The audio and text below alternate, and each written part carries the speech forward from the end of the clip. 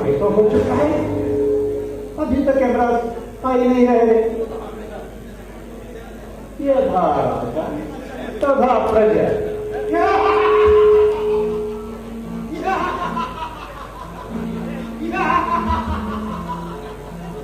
हम है यम, यम है यम।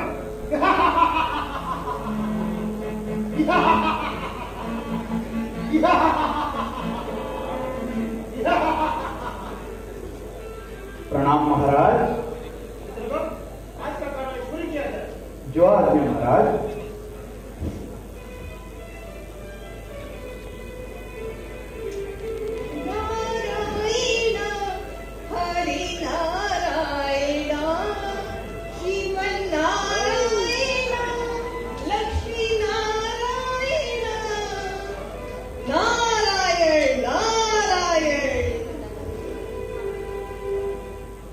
त्रिलोक संचारी परम भागवतम नारद मुनीन्द्र को यमलोक में स्वागत। नारद मुनि प्रणाम। कहिए क्या समाचार लेकर आए हैं? नारायण नारायण प्रभु, बस आपके दर्शनों की इच्छा हुई तो उपस्थित हो गया। सुना चित्रगुप्त, नारद जी आए और कुछ समाचार ला लाए। नारद जी इस संकोच कहिए, क्या समाचार लाए हैं? महाराज, आजकल तो हर ओर बस यमलोक की ही चर्चा है। सभी देवताओं को लगता है कि सबसे शक्तिशाली सिंहासन बस आपका ही है।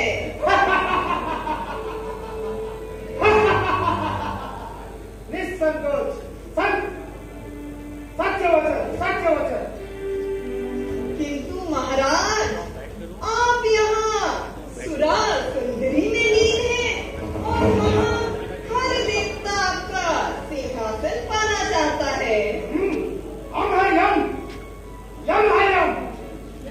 परंतु तीनों लोकों में हमारे महाराज से कौन है समर्थवान? नारायण नारायण प्रभु, बात सामर्थ्य की नहीं है, तो बात तो असंतोष की है। सबको अवसर देने की है। क्या अवसर? कैसे? जब कुर्सी के लिए हो मन मुटाव, तब एक ही है उपाय श्रीमान, चुनाव। चुनाव? यमलोक में चुनाव? हाँ हाँ, क्यों नहीं, ब्रह्मलोक में तो यही चर्चा है। क्या ब्रह्मा जी ने निर्णय ले लिया है?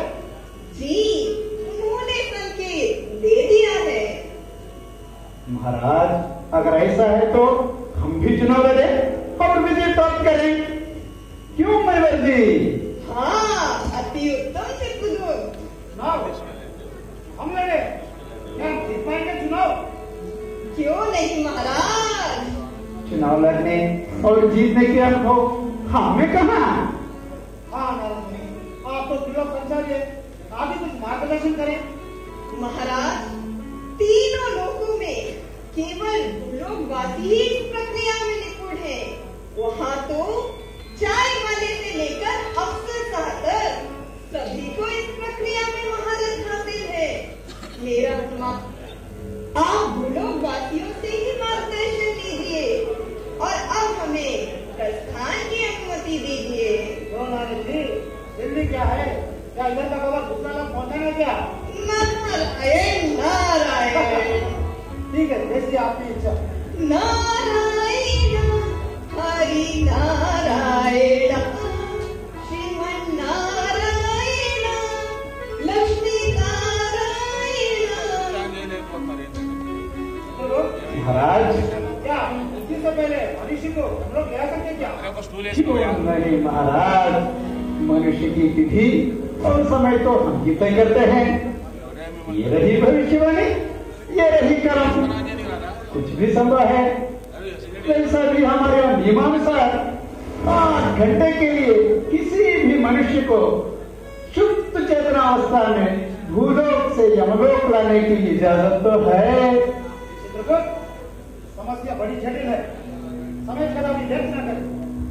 आज ही भूलोक से चुनाव पार्टियों को बुला लेंगे, भविष्यवाणी देंगे। वाजम प्रभु।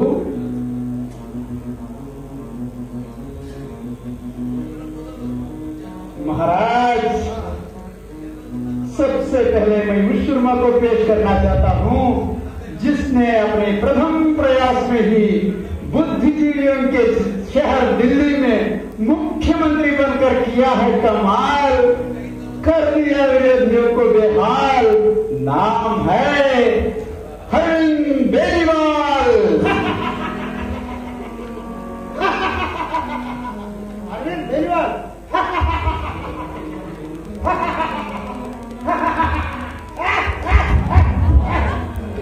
हे वत्स बेनीवाल, चिंतित ना हो, यमलोक में आपका स्वागत है।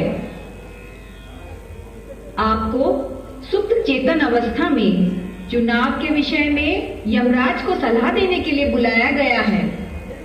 उनको इस संबंध में सत्य से अवगत कराने के पश्चात आपको सुरक्षित वापस भूलोक भेज दिया जाएगा।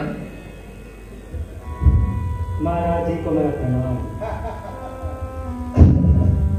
ये आधुनिक राजनीति के सरताज अरविंद बेनीवाल, तुम्हारी कारनामों की चर्चा से महाराज बहुत प्रभावित है।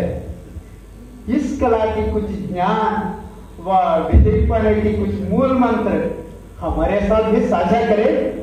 महाराज पहले तो ये बताइए, यहाँ कोई रिकॉर्डिंग तो नहीं है? क्योंकि आजकल के मीडिया वालों के स्ट्रिंग ऑपरेशन से सबका खेल बिगाड़ा जा सकता है। रिकॉर्डिंग क्या होता है?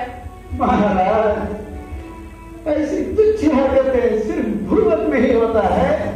यमलोक सिर्फ भरोसे से चलता है। कहिए जी, अब मैं क्या करूं? मैं तो आम आदमी हूँ, आम आदमी के साथ रहता हूँ और आम आदमी की बात भी करता हूँ। मेरी तो टोपी भी आम आदमी की है। बेनीवाल, भाषण नहीं, मूल मंत्र बताइए। मंत्र क्या जी? मैं तो आम आदमी हूँ, आम आदमी के साथ रहता हूँ। असंतोष अब आक्रोश की राजनीति करता हूँ। दुनिया में हर मनुष्य में कहीं ना कहीं क्रोध छिपा रहता है। मैं उस क्रोध को जगाता हूँ, उसे सुलगाता हूँ और उसी क्रोध की अग्नि में मेरी रोटियों को पकाता हूँ।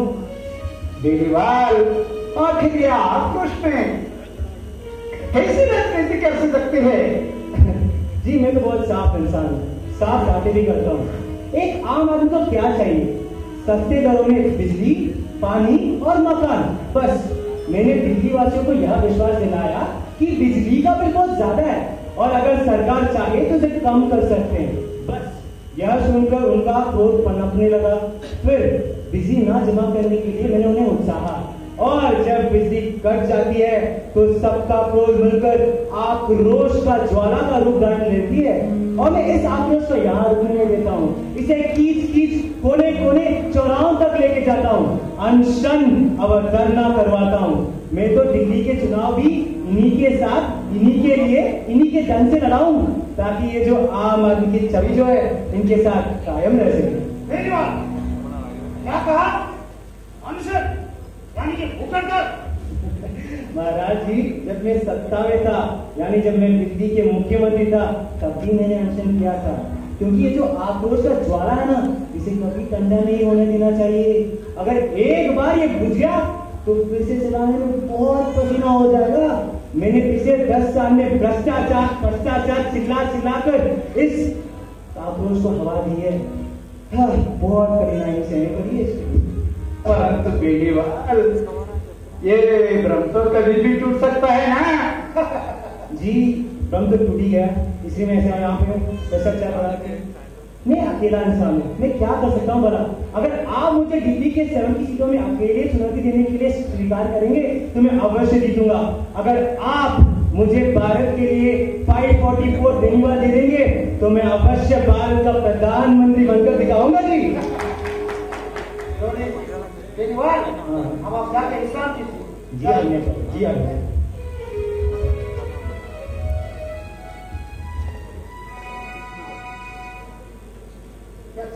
महाराज, क्या बोले?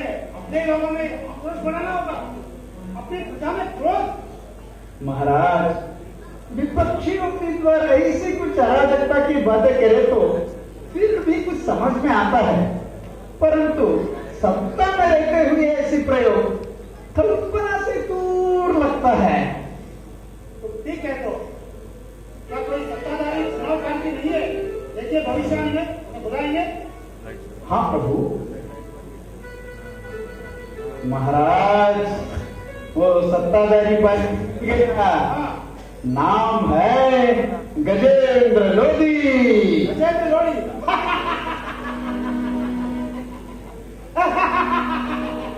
गजेंद्र लोधी।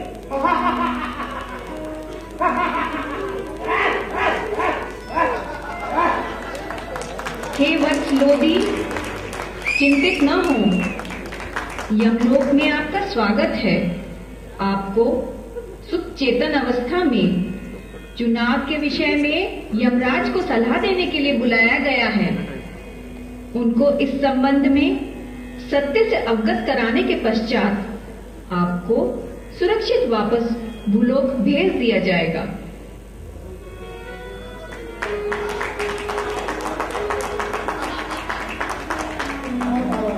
हे भूलोकवासी, भूलोक पर हर जगह कमल खिलाने वाले, किसी हाथी के सहारा लिए बिना पूर्ण बहुमत से सरकार बनाने वाले गजेंद्र लोधी जी, हमारी चुनाव जीतने के कुछ मूल मंत्र हमें भी बता दीजिए। महाराज, मैं तो साधारण सा मनुष्य हूँ। एक पान वाले के घर में पला, सपने देखे, सपनों के साथ रहा। अब वही सपने इन भाई बहनों को खिलाता हूँ। अच्छे दिन आने वाले हैं, बार बार दोहराता हूँ। लोधी जी, मूल मंत्र कहिए। महाराज, इस भूलोक पर हर मनुष्य किसी न किसी चिंता से ग्रस्त है। इसीलिए या तो वह भूतकाल के बारे में सोचता है या फिर आने वाले भविष्य को लेकर चिंतित है। अब भूतकाल का तो कुछ हो नहीं सकता, इसलिए मैं उन्हें सपने दिखाता हूँ अच्छे भविष्य। वर्तमान कैसा भी हो, उन्हें चाहिए भविष्य, एक सुनहरा भविष्य। अच्छे दिन आने वाले हैं, ऐसा बार बार कहने को ही मैंने अपना मूल मंत्र बनाया है। लोधी जी, बस सपने, कुछ काम नहीं। महाराज, काम की तो मैंने बात ही नहीं की। मैंने तो सिर्फ इतना कहा कि आपको विश्वास दिलाना है उनको अच्छे दिन आने वाले हैं। उनको हो जाना चाहिए आप पर विश्वास। ये आप पर निर्भर करता है कि उनको विश्वास कैसे दिलाया जाए। सुनिश्चित तो यह भी करना है कि यह विश्वास बना रहे, क्योंकि जब तक है विश्वास, मनुष्य रहेगा आपके साथ। जहाँ विश्वास टूटा, तुलसी से नाता छूटा। महाराज, पर ये भ्रम भी टूट सकता है। ये भ्रम बनाए रखना ही तो हमारी कला है। इन भाई बहनों को उनके सपनों के बाहर हम जाने देंगे, तभी तो वो जा पाएंगे ना। जैसे ठहरे हुए पानी में लगातार पत्थर फेंकने से लहरें कभी थमती नहीं, ऐसे ही इन भाई बहनों के स्वप्न रूपी लहरों को हमें जीवित रखना है। ये काम इतना आसान दिखता है नहीं, कभी कभी तो पापड़ तक बेलने पड़ते हैं। मुख पर मुस्कान चिपकाकर झाड़ू तक लगानी पड़ती है। लोधी जी, पर लोगों को सपने दिखाकर उन्हें बहलाना या फुसलाना, इससे खुद पर कुछ शर्मिंदगी महसूस नहीं होती? महाराज, इस भूलोक पर तो साम, दाम, दंड, भेद सब जायज है। मनुष्य क्या क्या नहीं करते। जात पात के नाम पे लोगों को लड़ाते हैं, बच्चे अनाथ हो जाते हैं, पटाखे नहीं बॉम्ब चलाते हैं, स्त्रियां विधवा हो जाती हैं। इन सब का लेखा जोखा तो होगा ना चित्रगुप्त महाराज आपके पास। लोधी जी, ठीक है, अब आप जाके विश्राम कीजिए।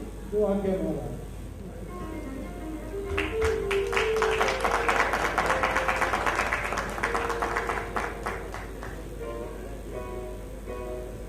महाराज, ये बात तो सच है, भूलोक पर हर तरह की हथकंडे अपनाए जाते हैं। भूलोक पर राजनीति जोड़ने की नहीं, तोड़ने की होती है महाराज। अगर भूलोक पर राजनीति की यही स्थिति है तो इन्हें क्यों इधर बुलाया है? महाराज, हमें भी चुनाव लड़कर जीतना है ना, और इसके अलावा उपाय भी क्या है? भूलोक में सफल हुए मूल मंत्रों को अपनाते हुए हमें आगे जाना चाहिए महाराज।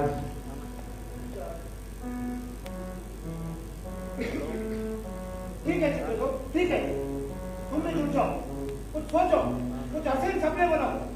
तुम कहते हो तो हम अपने जमीन को मार देंगे, इन हसीन सपनों को लोगों में बांट देंगे। अगर यह भी कम लगा तो एक काम करो, अपने लोगों में आक्रोश और क्रोध पैदा करो, ताकि वे वापस में बटे, चढ़े, लड़े और मर जाए। चित्रगुप्त, तुम क्या क्या जुगत लगाओगे? हम क्यों मन से हार जाएंगे? तुम क्या हमें जिताओगे? हाय, ये कैसा चुनाव का फेरा है? ये कैसा आदेश दे रहा है? हे ब्रह्मा, हे ब्रह्मा, हे ब्रह्मा!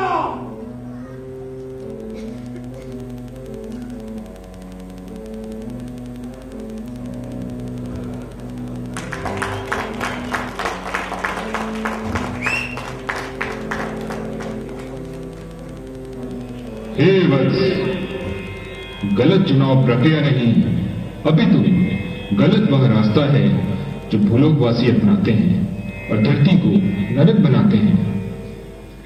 भावनाओं को भड़काकर केवल कुछ समय तक मनुष्य को उलझाया जा सकता है। वत्स, तुम्हें तो यह सिंहासन सदा के लिए चाहिए। पृथ्वी का इतिहास गवाह है कि किसी भी कूटनीति से ज्यादा समय तक कहां कोई टिक पाया। किसको अनाहत कामयाबी मिली? दिलों पर राज करने की कुंजी ना आक्रोश में बसती है, ना सपनों में सस्ती है। अच्छा वर्तमान ही सुनहरे भविष्य की तरफ ले जाता है। यदि कोई वर्तमान संवार सकता है तो उज्जवल भविष्य स्वमेव ही सुनिश्चित हो जाता है। हे वत्स, हमें तो भूलोकवासियों को यह समझाना है कि धरती को नरक नहीं स्वर्ग बनाना है। हे भूलोकवासियों, राजनीति नहीं करें, किंतु राज नीतिपूर्वक करें। सपने दिखाएं, किंतु साकार भी करें।